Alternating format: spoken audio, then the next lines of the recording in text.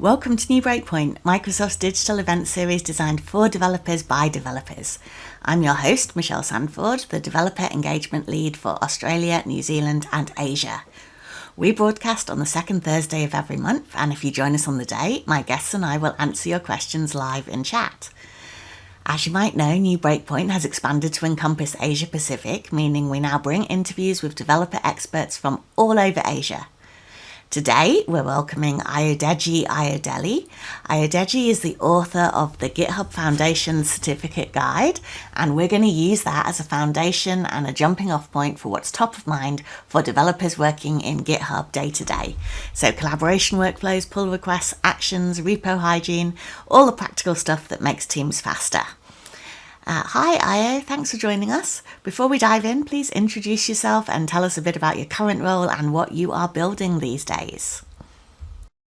Thanks, Michelle. It's actually Ayodeji Ayodele, so you did really well. People call me Ayo. I'm a senior customer success architect at GitHub, where I help most of our enterprise clients to unlock the full potential of modern software delivery. Before GitHub, I spent a little over 16 years, so in total over 20 years or so now as an architect and software engineer, DevOps coach across the finance, tech sector, FMCG, and the public sector, working with teams across Asia, Oceania, and Africa as well. And I'm really passionate about building innovative and user-centric solutions, helping to champion how people build software. So for me, day to day now, particularly with the advent of AI, I'm really helping folks to get the best out of this tool and this product across the SDLC. And what we're seeing is, many more non-developer roles or non-traditional engineering roles beginning to come in to build software, because now everyone can build software. So I'm quite excited about the future and passionate about this topic, to get many more people to be able to build software and to enjoy from ideation to building a solution, seeing it go live and things like that. When I'm not doing that, I do play soccer. I'm into music. I love music. I enjoy gardening, especially succulents and things like that as well, and spending time with family. Oh, very cool. So you have experience across so many industries. What patterns do you see in how different organizations adopt GitHub? Is there a common starting point, or does everyone find their own path? That's a great question. Short answer, they're different. People deploy differently based on the industry. For example, there are some that are highly regulated than others. There are some that are structured around the teams, whereas some have different engineering practices internally, depending on how they've grown, maybe from being a smaller company or a startup, for example, to really being very large, right? So I see differences in how people deploy or use GitHub. And as some people might not know, there's the GitHub Enterprise, which can be GitHub Enterprise Server, which is hosted on-prem within the network and environment of the business or the organization. And there's the GitHub Enterprise Cloud that has about 2 or 3 different flavors as well. If they are using it on premises, are they getting all of the true agentic functionality that you can get when you use it in the cloud? That's a great question. On premises, the GitHub Enterprise Server is slightly behind in the features of GitHub Copilot that are available to it. Usually, even in other features as well that GitHub releases, it takes a few maybe months or 1 or 2 quarters before you see some of those features being released into GitHub Enterprise Server. So yes, if you use GitHub Enterprise Server, you are missing out. You may be missing out on a few features or functionalities. And AI is heavily dependent on cloud access and internet access because most of these models are hosted by the different providers across the globe in different cloud environments. So your connectivity from your on-premises server to those destinations matter. I think that's one of the biggest advantages that I find in GitHub Copilot right now is that you can access any of the models that you want. If you want to use Anthropic models, if you want to use Gemini, if you want to use even for some reason Grok, like whatever you want to use, you could use them.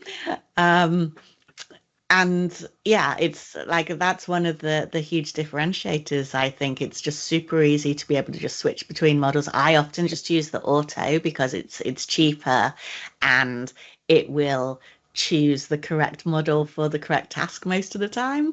And I'm Correct. only ever manually selecting a more expensive choice if I find that maybe it's like gone down a rabbit hole and it's not really able to find the solution, then I'll be like, okay, let's beef it up.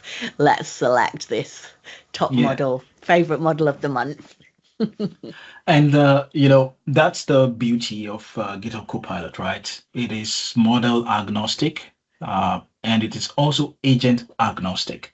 So on GitHub, when you have GitHub Copilot subscription, again, depending on which plan you've got, you can have access to even Claude as an agent and Codex as an agent within GitHub, the GitHub platform itself, and access to tens of models, all the different versions.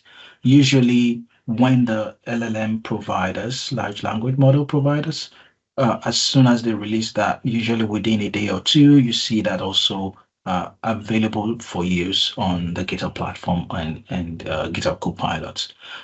So they all have their different strengths. And auto is great. You save a lot of money from that. And with the evolution or do I say revolution of AI, every few months something new is coming out. So you don't know what used to be the best model or the best AI system right now may not be the best one in the next 3 months or 6 months. So you don't want to be locked into one particular model vertical. So it's good to keep your options open so that you can use different models, and they also have their different strengths, and use them to the best of their strengths as well. Yeah.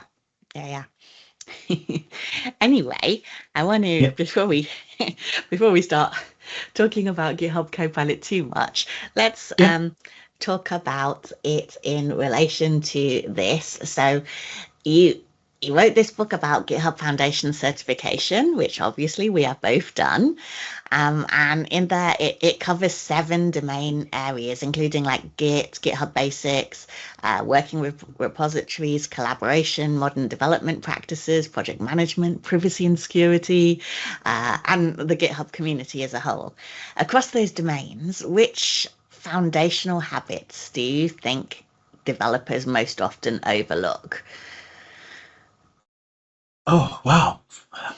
That's a very good, tricky question.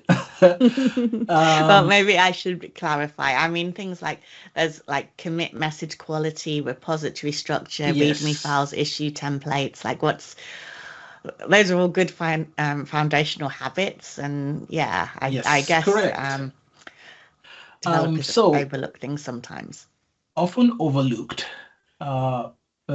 is the Git repository management. And even for the certification itself, it carries close to around 30% or thereabouts of the score. So you need to have deep understanding of a Git repo in general, which is slightly different from a GitHub repository. A GitHub repository will contain a Git repo, issues, pull requests, discussions, projects, and various other things that help you to collaborate on code and software with other people. So that part, in terms of preparing for the certification, it's often overlooked. Then, in terms of in practice, for people that build software, there is a powerful tool that I think people tend to overlook a lot, and that's GitHub Projects. And it's free, and it comes out of the box native with GitHub. It's native and has got understanding of your context and your issues, and even your code and the Git repos as well. But people haven't used it, and it's really very flexible and helps you to quickly spin up and track work and collaborate on your team. Yeah. I had a while back, actually, probably maybe last season, Michelle Duke, aka Mish Manners, the hackathon queen. Yes. Yep. And she talked about how she used GitHub Projects to plan her wedding and to plan buying a house. And I thought that was a really fun way to show how you can use GitHub Projects for any project. You don't have to be a coder. You don't have to be thinking about the code.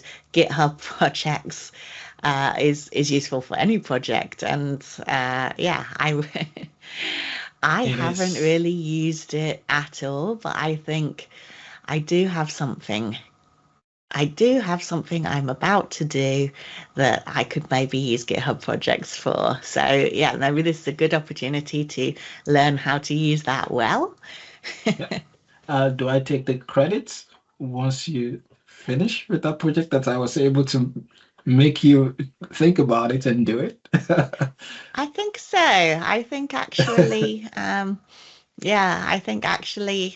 thinking about you and thinking about the stuff that you have done in your career is definitely giving me ideas for how I can use it. Have you used it for any personal things, or do you only use it for code? Oh, I do use it for personal things. I use it to just plan sometimes we can be really busy and you lose track of things, especially when I have more long-term goals, both professionally and personally as well. I just use it to create cards and just remind myself of where I'm at. Um, the Kanban board view is really great. It's just so easy. I can add different icons and slice by different fields. And if I forgot something during the setup, I can just always add that so flexibly without huge setup overhead and things like that. So yeah, I do use it for personal, but mostly for work. Yeah. Cool. So you hold certifications in more than just this, right? You've done the GitHub admin, the Actions and Copilot, Azure Solutions Architect, is that right? Yes, that's the Azure one. Yeah, and a DevOps engineer expert as well. Correct. Yes. So you are a C# coder, is that right? One of the languages. I do write in mostly JavaScript and the modern frameworks with Next.js and Node and all that. I've written in Java. I've built Java applications in the past before. But nowadays, with GitHub Copilot, it is becoming less and less important which language you write in. It is more about the logic and the understanding of the problem and the solution that you want.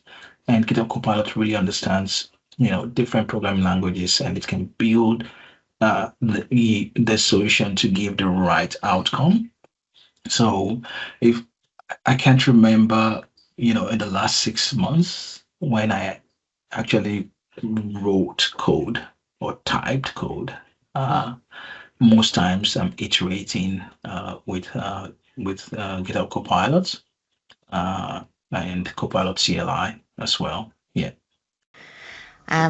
So I talking about those certifications, I was just going to ask you what advice, like, this is a beginner's level certificate, although to me I don't think of the foundations or the fundamentals when we're talking about the Azure ones as beginner level. I think of them more as a sort of like broad understanding of the topic across all of the skills.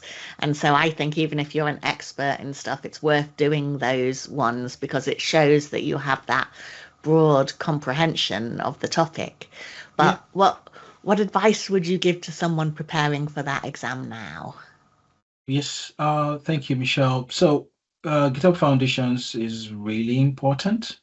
And it's by far one of the GitHub certifications that people under prepare for because of the fact that it's GitHub Foundations. Truly, it's entry level.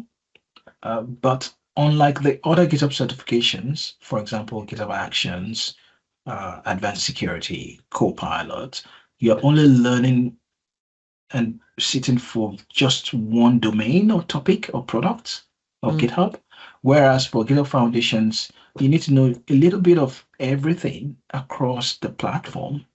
And for folks that have only been using GitHub for just coding, uh, they will be getting into the exam and seeing or hearing, product names that they're just, for the first time. So my advice is start with GitHub Foundations. It's a very strong way to showcase your understanding and breadth of the GitHub platform itself. And it gives you an idea of the different things that are across the software development world within the GitHub platform. And what really inspired me to write the book, up until early 2024, developers didn't really have a credible way to prove their proficiency with GitHub. People would rely on, things like the number of stars they have, or repos on their profile, or their contribution graph. Correct. Yeah, that green one. I actually have this little JavaScript snake on my contribution graph. If you visit my profile, I love that. It just eats up all the greens, starting from the darkest green to the lightest green. Yeah, so and things like that, right? So GitHub certifications are very fresh in the industry, maybe the last 3 years or so. Uh, so first, they're really relevant for today's world, and two, uh, there is a way now to showcase, your proficiency and what you do with GitHub. So it's a very good way to demonstrate your GitHub skills. Um, and I work with enterprise customers every day, and I saw the same knowledge gaps repeating as well. So I thought, what if I could just take these best practices that we use to onboard enterprise customers and combine them with, curated learning pathways and create something that, can help the broader community. So yeah, that's how the book was born. And that's my advice as well for those looking to write the certification. That they should read the book. Is that the advice? Oh, yes. Read my book. And it's available electronically as well on Amazon and Kindle and the likes. So if you prefer reading soft copies, yes, you should do that. And I also put, very practical recommendations there, even and practice exercises and questions, and how to really expect the kind of questions that come in the exam. and the general ways of preparing for the exam and sitting for certifications in general. So yeah, buy the book. So when I'm preparing for one of the Microsoft or GitHub exams, first thing Yeah. I do is do the learning path. Then Yes. I will do the practice questions, and I would warn people, like sometimes you can find practice questions on the internet, but you cannot always trust those questions. And I've seen plenty of repositories where people have put the questions up and they put answers up, and the answers are not correct. And so I guess my advice would always be go only to trusted sources for those practice questions. Don't just be going to every repository that you can find and doing those. Just because you find the repository of them on GitHub as well, it doesn't mean that that is a trusted The source, official, because yeah. anyone can put a repository on GitHub. So they should look for things that other people are validating, and or the people that are contributing to them are trusted experts in the field. But More, as you yeah, I just say, wanted the to, advice that you put in your book is really, if this is their first foundations exam or fundamentals exam, if they read this, then they're getting advice that is not just relevant for this exam, but really for all Microsoft fundamentals and foundation exams. It's solid advice that will prepare them for all of those kind of exams in the multiple choice format that we tend to use, right? yeah. Plus, GitHub launched the second half of last year a new platform called GitHub Learn. It's a really another good place to start. Learn.github.com. So you will really get official modules there that are also relevant to the content of the book and can also help you to relate things within the subjects. Yeah. Collaboration and pull requests. Let's talk about those. So, on collaboration workflows, when you're coaching enterprise teams, what branching strategy do you find works best as a starting point? Feature branches, forks for external contributors, trunk based development. How do you help teams choose? Oh, yes, in general, I tend to, understand the needs and how the teams are structured and what is important to them. As I mentioned earlier on, it's different strokes for different folks. Businesses have different requirements. For me, I'm biased towards trunk-based development because it's just usually cleaner and easier to always refer to one source of truth. But in reality, there are very large teams that may not work for, particularly if you've got mono repos, or you've got tens and hundreds of engineers, collaborating on the same repository, then it'll be hard to stick to that trunk as the only one. So yeah, I advise based on the different needs and approaches. Businesses have different ways they store code and collaborate. So that's a very important factor to which option I recommend to users. But you know what I have the love for, right? I mentioned that. Well, I guess if you're a new or a junior developer coming into an organization, then probably the best thing that you could do is you're looking at the first project or repository that they're introducing you to. You would ask Copilot to explain to you the repository, explain the branching structure, explain the different ways of working and preferences and all of that for the team. So, and it could explain to you as well, like why. So if the team has chosen a particular approach, why that why that is working in this repository, or what that means, or why it's important.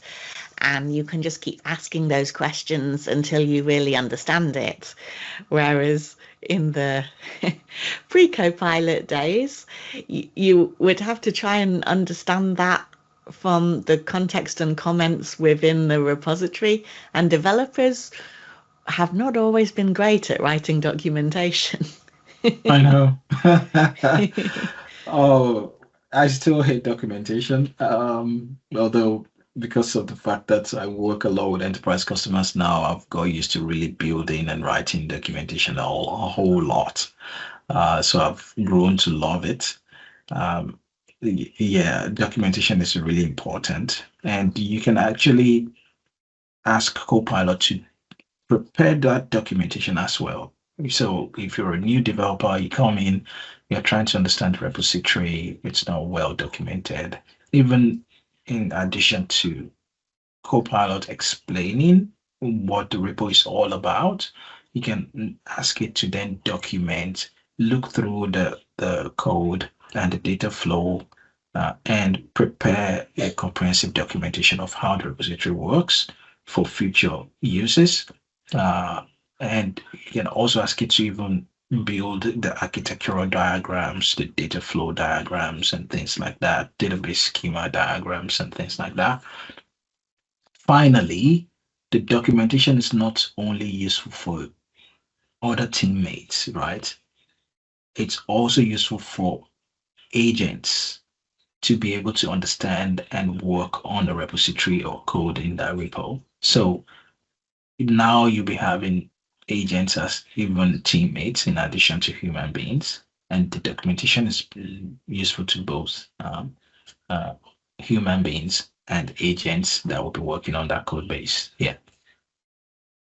Well, when you mentioned that, that brings me to the thought about the awesome Copilot repository, which I just think it's so useful because it's filled with all of those best practice instructions, with skills, with hooks, with APIs, with all sorts, with agents, custom agents, all sorts of stuff that you can go get those things from there and add them into your repo.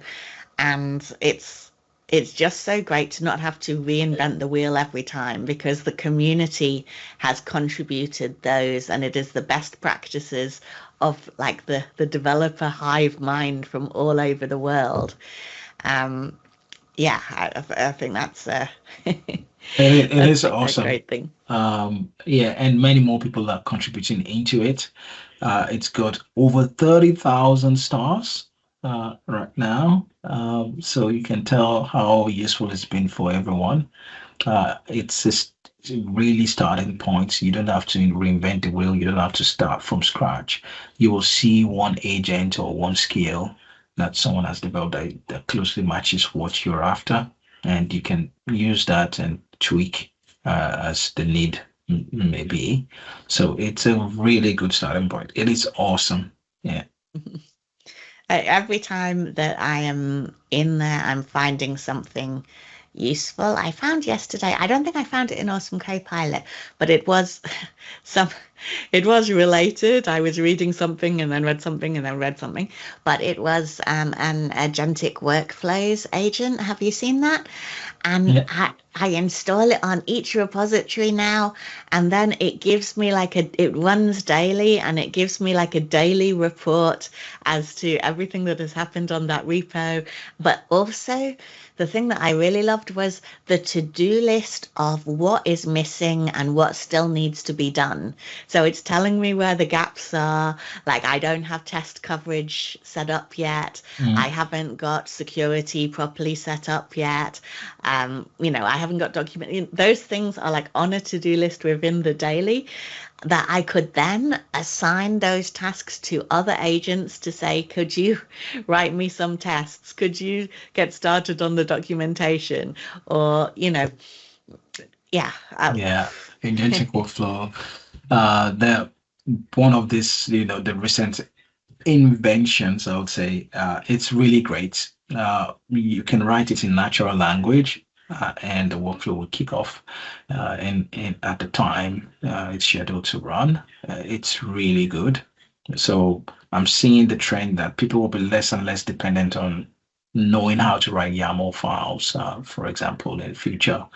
Another very cool thing is the SDK, the Copilot SDK, where you can build, instead of you building from scratch your own model, your own algorithms, your own AI plumbing, right?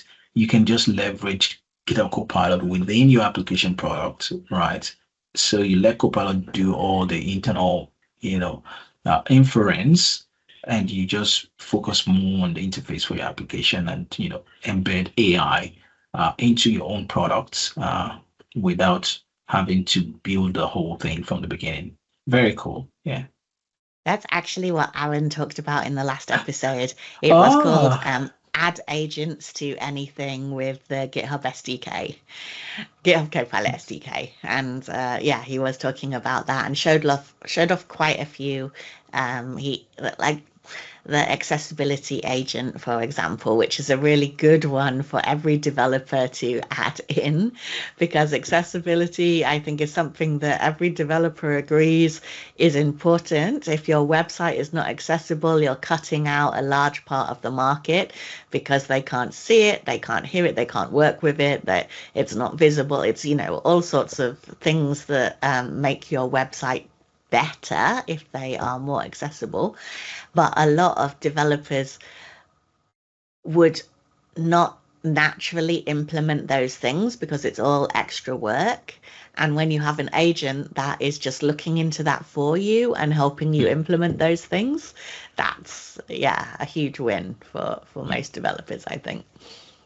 And for those that may not use GitHub Enterprise, there's a concept that we call Agent HQ at GitHub that just helps people to properly roll out AI features across the enterprise.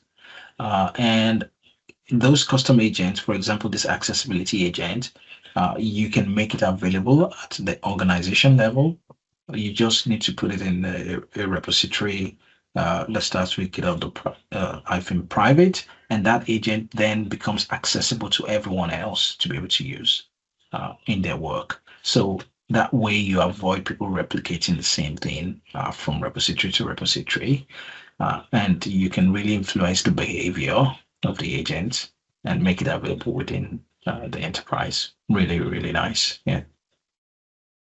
Well, we talk about acronyms and how annoying I find those are. The other thing I do not like is is when we use like an internal term that describes something that is not a real thing. So Agent HQ is a good example of this, because Agent HQ is like an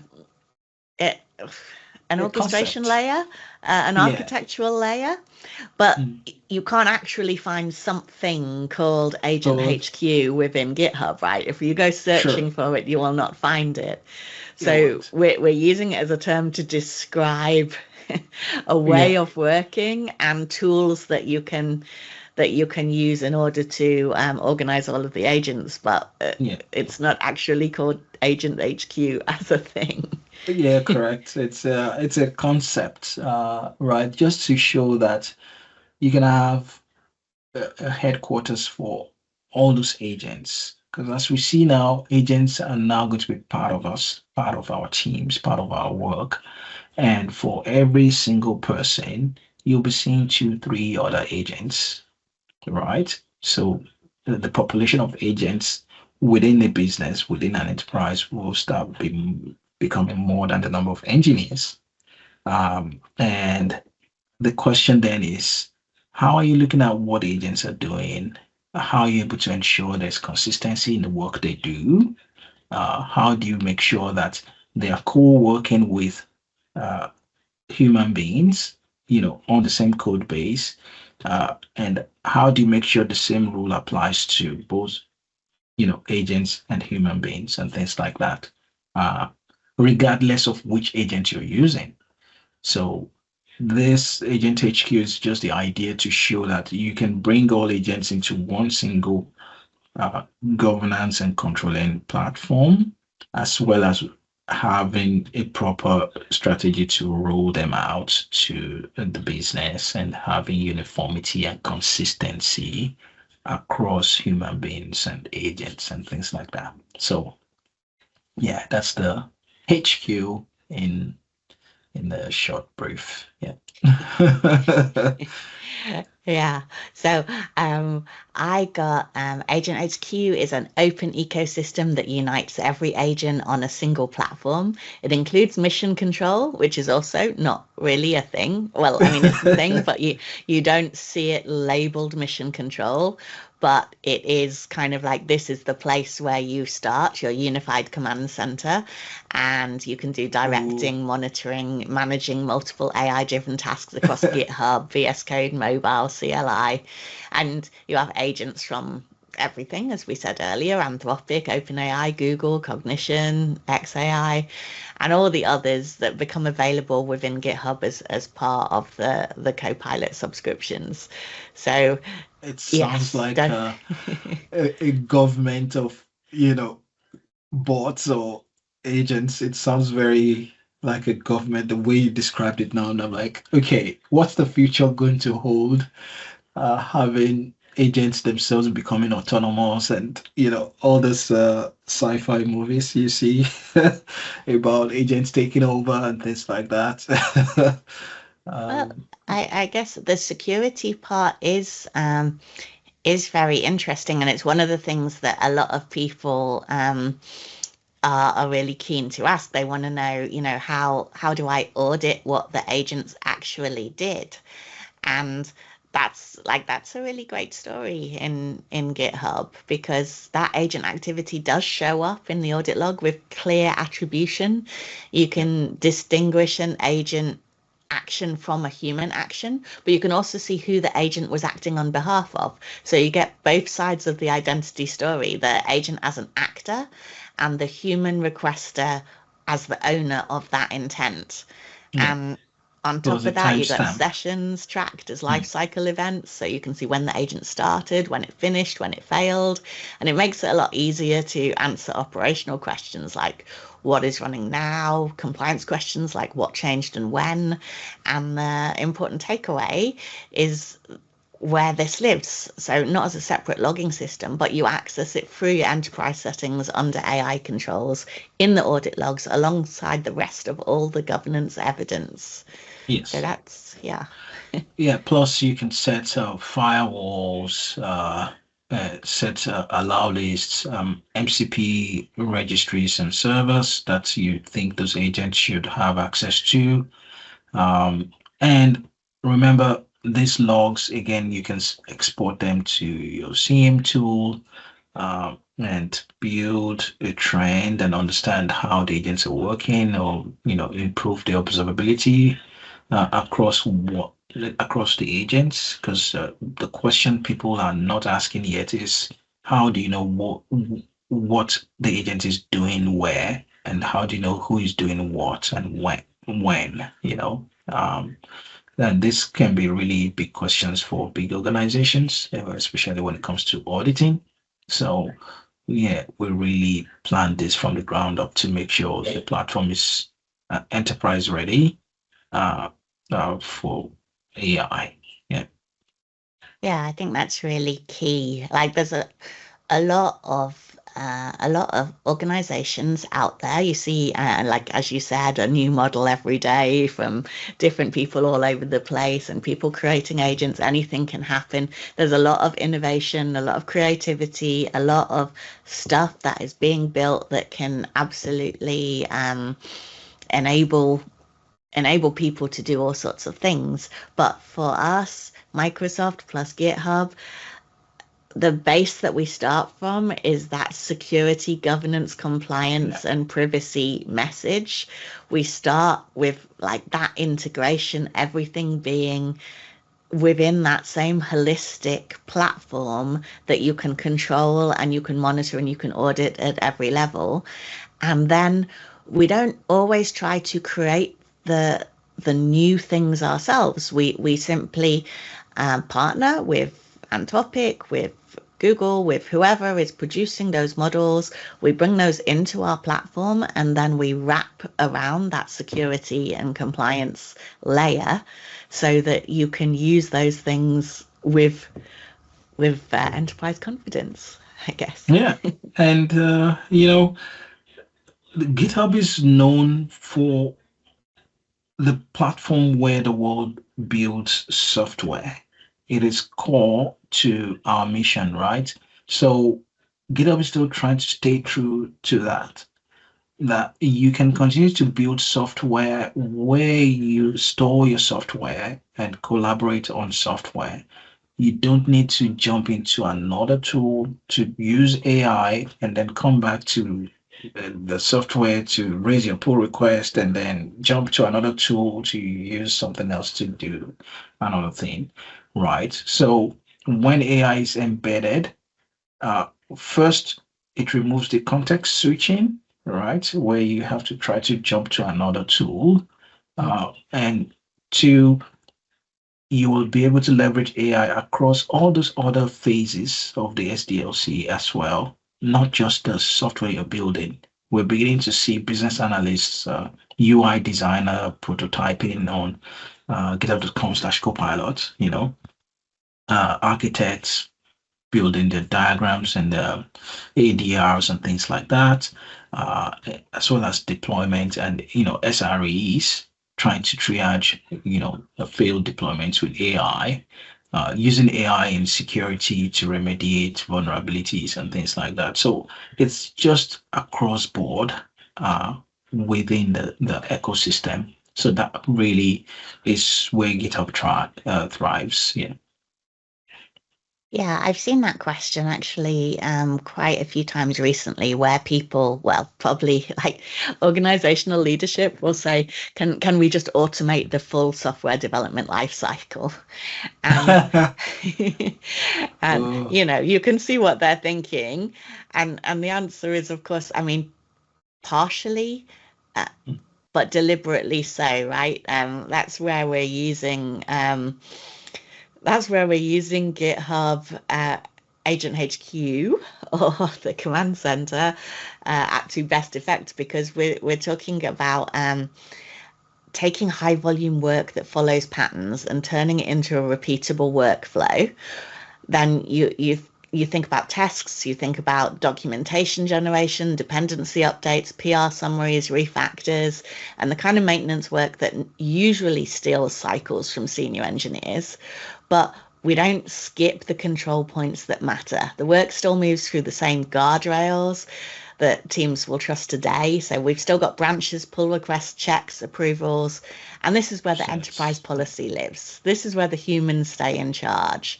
So the mental model is not hands-off SDLC.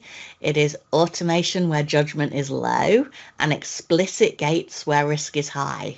Architecture decisions, sensitive security changes, high-risk releases should all require clear human review. And the value is that you ship faster because the agent does the busy work, while governance ensures that you don't ship surprises. Yeah. GitHub tends to really focus on the developer. Um, Historically, it's always been like that. And even in the advent of Copilot as well and the agents, there is this deliberate desire to have a human approval on the final say of what is accepted or what's deployed and things like that. So it comes into concept of coding agent, for example, although you can decide to ask prompt for sessions without a pull request, but coding agent tends to create its own isolated environment, create its own isolated branch so that it doesn't affect the other work that you have. It does the work there, and if you want, it can create a pull request then for the human being to review the work that it's done to say, okay, yes, this is good to go, and then you merge it to the production of source branch. So yeah, having a human oversight has always been part of GitHub, and I still see that aspect continuing in the different things that are released as well. So yeah, we can take. I think they brought it really strongly to front of mind recently, because definitely people were automating their pull requests. That's one of the things that I love, actually, the Copilot filling in the pull request, because it was a huge flaw of mine that I would always just put fixed the bug, or made a change, or updated the thing, or some little thing which didn't really tell what changes had been made, but I couldn't even remember what changes I'd made. What? And then once that button was there and I could just click the Copilot, it would fill in every single change that had been made, explain them all, put links to the code. That was amazing. And I just needed to remember to put the, like, why did I do it? Because the Copilot, it doesn't always know why. If it's linked to an issue, then it knows why. But if it's not, it doesn't know why. And so I have to remember to put that in. But recently I noticed that they have made an explicit gate there. So they have stopped people just and enabling the automation to go all the way through and just merge it. And it says that you cannot merge the final one without human approval. And I have to say, I like that. I like that it forces me to look at it, to read it, to review it, and to say, yes, I do approve that. Because otherwise, for sure, I would have just said, yeah, just let it all go. Let it all go. Yeah, you just become the line manager of 5, 6 agents, just be the boss, so have the final say on what they do. Yeah, it's great. I like it. Yeah, well, I think there's two ways people respond to AI. First of all, they don't trust it at all, and they see it as the enemy. And then after you get over the hump, it's kind of the opposite, where you're just saying, yeah, just do it, and being super lazy, which is also a mistake, because AI, just like humans, in fact, I know a lot of people out there hate it when I compare AI to humans, but I think hallucinations are just like your confident teammate who doesn't know everything about everything but pretends they do when people ask them questions, and they just say blah blah blah and start talking, and it's it's all it's not, yeah, I don't want to swear on here, but it's all yes. And when AI gets overconfident as well, we call it hallucinations, and we say it's just making up plausible sounding stuff. But that is the danger, and that is what we need to stay awake and pay attention for, that both our colleagues and our AI agents will, if given too much leeway, just assume they know what they need to know and put stuff in. And you have to be awake. You have to pay attention to that. You have to watch for it and call them back. And plenty of times with AI agents and with human colleagues, there is reason to step in and say, no, that isn't the direction we should have gone in. That isn't the architectural choice we should have made. Can we roll that back and do that in a different way? And this is the thing that's going to keep us all in jobs.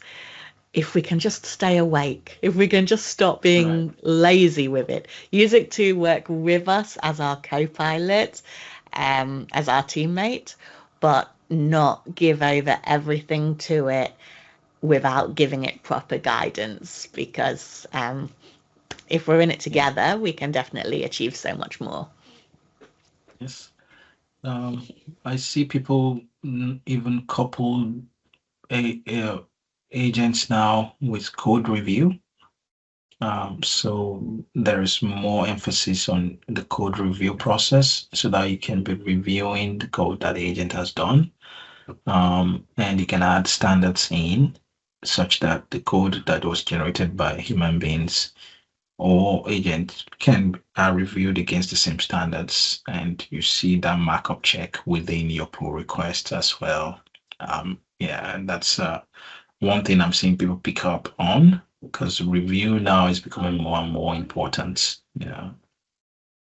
Yeah, we did what was it, GitHub Copilot Dev Days the other week, and that was definitely a question that came up that said, can I have agents review other agents? And I was like, yeah, I've literally just read about that actually. You can assign agents to review other agents, that's a fact, but Yes. also, don't like, where is that question coming from? Don't be asking it as a just, is there a way for me to assign everything to agents so I don't have to do anything myself? Because that is also a mistake. No matter how good they get, you need to stay across what is happening. You need to understand it, because there is something that you are bringing to the role, and you don't want to forget that, and neither do the agents, and neither does your boss. Well, agents can't make me coffee yet, so I want to feel there's still some things they can't do, you know. That's not the promotion you were looking for, surely. Yeah, no, it's I think when people talk about can we give all of our jobs to the AI? It isn't about, can we find something that is physically difficult for the agents to do? It is more about how, the world changes and grows every day. Everything,